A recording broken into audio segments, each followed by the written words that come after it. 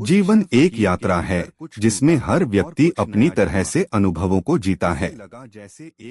लेकिन क्या हम सच में जीवन को पूरी गहराई से जीते हैं? गहन अनुभूति अधिकतर लोग अपने अतीत की यादों में उलझे रहते हैं या भविष्य की चिंता में खोए रहते हैं। कि ईश्वर को पाने के लिए ऐसे में जीवन का वर्तमान क्षण हमारे हाथ से फिसल जाता है। नहीं, ईश्वर तो ओशो कहते हैं कि जीवन को समझने के लिए उसे पूरी सजगता और गहराई से जीना जरूरी है। कोई और गुरु नहीं चाहिए। यह कहानी एक ऐसे नेता की है जो जीवन के रहस्यों को समझाने के लिए लंबा भाषण देता है, लेकिन अंत में श्रोताओं को एक महत्वपूर्ण सबक मिल जाता है। तब ईश्वर स्वयं प्रकट हो जाएगा। किसी शहर में एक प्रसिद्ध नेता था जिसे लोग बहुत पसंद करते थे। ईश्वर ही बन वह अपनी प्रभावशाली वाणी और गहरे विचारों के कारण हर जगह सम्मानित था। करना छोड़ दिया। लोग उसे ध्यान से सुनते थे और उसके विचारों को अपने जीवन में अपनाने की कोशिश करते थे। ईश्वर को खोजने एक दिन शहर के मुख्य हॉल में एक विशेष सभा रखी गई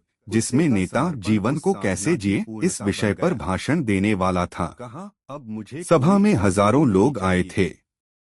हर कोई जानना चाहता था कि सच में जीवन को सही तरीके से जीने का रहस्य क्या है। छोड़ो, प्रेम करो। कुछ लोग नोटबुक लेकर आए थे ताकि वे महत्वपूर्ण बातें लिख सकें। मैं बाहर खोजता रहा। कुछ लोग सोच रहे थे कि यह भाषण उनके जीवन को पूरी तरह बदल देगा। नेता मंच पर आया और उसने बोलना शुरू किया। वह केवल प्रेम जीवन बहुत अनमोल है। हर क्षण से हमें इसे पूरी तरह समझने और जीने की आवश्यकता है।